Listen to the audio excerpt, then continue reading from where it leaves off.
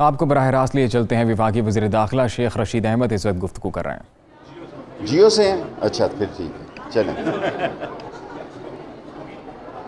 मुझे खुशी है कि पीडीएम ने इख्तिजाज के लिए मेरे शहर का इंतखाब किया और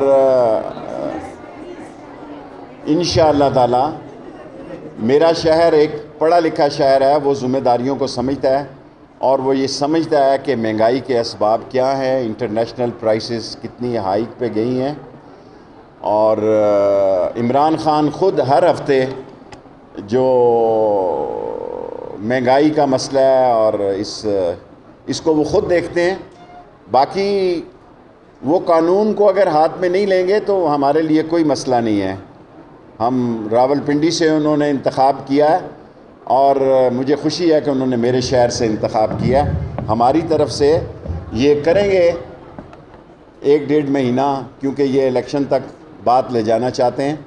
लेकिन कानून जो है वो आइन और कानून की पासदारी की जाएगी। अगर वो आइन और कानून को हाथ में नहीं लेंगे तो उनको कोई हाथ में नहीं लेगा। शेख साहब ये बताइएगा कि कंपेन बाकायदा तौर पर लॉन्च कर दी गई है, 1 पेज जो कि दरार आ चुकी है, तो क्या आप समझते हैं कि कुछ इस तरह का मामला है? कोई दरार नहीं है, अल्लाह ताला बेहतर करेगा। मेरा ख्याल है इस पे फवाद साहब बेहतर, अगर मेरी मिनिस्ट्री का कोई सवाल है तो आप करें। फवाद इस पे जी। सर ये बताइएगा कि पीडीएम ने पीपल्स पार्टी जो है वो खामोशी का रास्ता इख्तियार किया है, क्या समझते हैं कि पीपल्स पार्टी जो है वो हुकूमत को सपोर्ट देखें, या वो ठीक रास्ते पे चल रही है? इलेक्शन जब आएगा 22 महीनों बाद या 20 महीनों बाद एक नई अलाइनमेंट होगी। पीपल्स पार्टी क्या करेगी और नून के अंदर देखें, अमरीकी नाज़िमुल उमूर को भी पता है कि नून और शी दो मुस्लिम लीगें हैं। जो मैं कहता था वो अमरीकी नाज़िमुल उमूर को भी पता है कि नून और शीन 2 लीगें हैं। सो एक ही महल्ले और एक ही इलाके में दोनों लीगों से अलग-अलग मिली हैं। इलेक्शन से पहले तीसरी वजूद में आ जाएगी।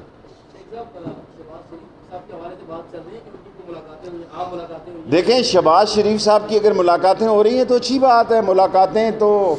मुलाकातों के बाद बातें भी निकलनी चाहिए। सो मुलाकातें होती रहती हैं, लेकिन अल्टीमेटली इस मुल्क को इलेक्शन की तरफ जाना है और इलेक्शन के पहले अगर कोई ये दंगा फसाद करेंगे तो अपने लिए बुरा करेंगे। ये अपने लिए सियासी गड़ा खोदेंगे। इंशाअल्लाह ताला इमरान खान की हुकूमत 5 साल पूरी करेगी। Last 3 question. Very good. देखें, पाकिस्तान की नेवी ने, उन्होंने मुझे हेडक्वार्टर की भी दावत दी है। पाकिस्तान की नेवी ने तीसरी मरतबा हिंदुस्तान की नेवल की सबमरीन की दखल अंदाज़ी को वॉच किया है और उसको मार्क किया है और उसको शटअप कॉल दी है। सो पाकिस्तान की नेवी भी, पाकिस्तान की एयरफोर्स और पाकिस्तान की जो ज़मीनी फोर्सेस हैं उनकी तरह चाक व चौबंद हैं।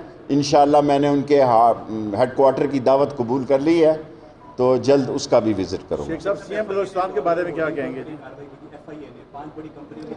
5 बड़ी कंपनियों की तहकीकात की है, 50 लोगों को इन्वेस्टिगेशन में लिया है और हमारी पूरी कोशिश है। अफ़गानिस्तान में कल कोई पाकिस्तान की तरफ से बेहतर नुमाइंदगी भी होगी काबुल में। सो कोशिश ये है कि डॉलर की नकलो अमल को रोका जा सके और डॉलर को बेहतर सतह पे रखा जाए। सीएम बलूचिस्तान के मुस्तकबिल, बलूचिस्तान और सूबों पे मैं सियासत नहीं करता। सो इंशाल्लाह कल पुलिस के हम ड्रोन्स जो है, एविएशन स्क्वाड जो है, ड्रोन्स की एक फ़ोर्स बनाने लगे हैं इस्लामाबाद के लिए। कल 11 बजे उसका इफ्तिताह कर। बस पूरा टाइम हो गया, 10 मिनट।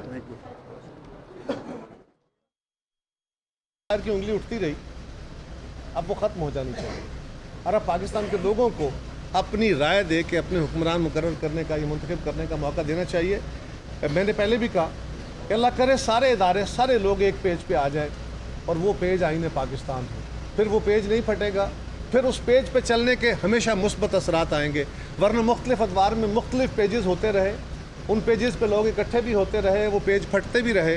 लेकिन दुनिया में बका का और बेहतरी का एक ही रास्ता है, वो मुत्तफिक का पेज होता है और वो आईने पाकिस्तान। सर ये बताइएगा कि जो मौजूदा बहरान सा बना हुआ है DGIS की तैनाती के हवाले से, आपने आईनी की पाकिस्तान की हुक्मरानी की बात की, तो आइन के मुताबिक अपॉइंटिंग अथॉरिटी प्राइम मिनिस्टर हैं या आर्मी की? जी यकीनन जी, आईन पाकिस्तान के तहत वज़ीर आज़म का ये इख्तियार है कि वो DGISI अपॉइंट करेंगे। आपके यहाँ कुछ रूल्स भी हैं, कुछ प्रोसीजर्स भी हैं और कुछ प्रेसिडेंट्स भी हैं। आज हमें याद आ गया कि वो एक समरी आनी चाहिए। लेकिन क्या जब DG नैब जो अब पोस्ट आउट हुए हैं, क्या जब वो अपॉइंट हुए थे उस वक्त भी समरी मंगवाई गई थी?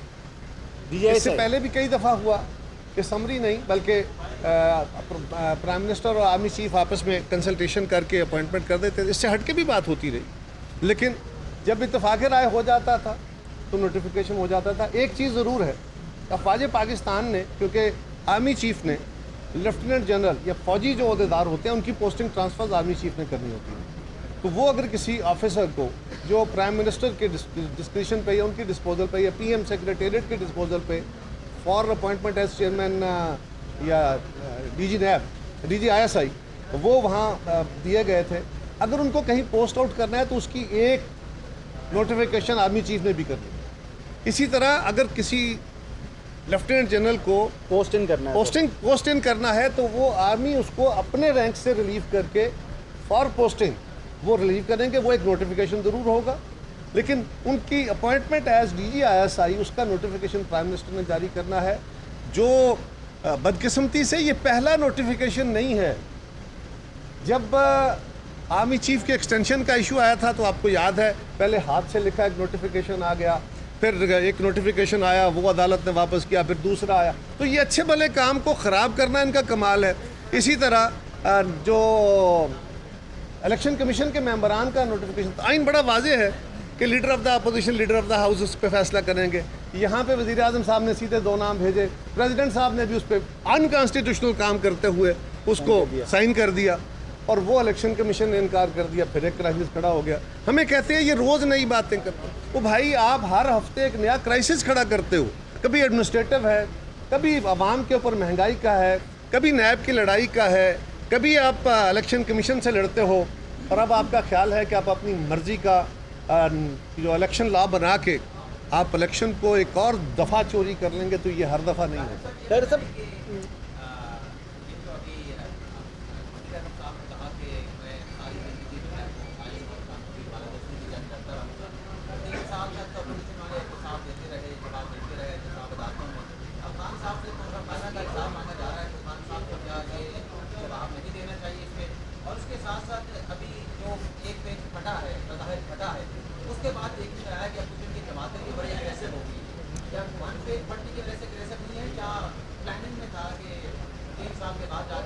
कि पहली बात तो ये, पहले हिस्से का जवाब तो आपने खुद ही दे दिया कि खान साहब को तोशा खाने का, या वो सारे सवाल जो खान साहब खुद करते रहे अपोजिशन पे, आज उनका अपना वक्त है, या उस वक्त की हुकूमतों पे जब वो अपोजिशन में थे, तो आज वज़ीर आज़म साहब आपके सारी कौम मुंतज़िर है कि आप वो इंफॉर्मेशन रिलीव कर दें जो आपके पास है तोशा खाना से।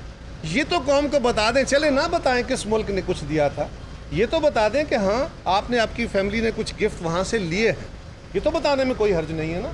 मुल्क का नाम बताने में तो चले कोई अमर माने हो सकता है, वो भी नहीं होना चाहिए, लेकिन फिर भी इतना बताने में तो कोई हर्ज नहीं है। अब अपनी बारी में इतना तो रिलीव करें।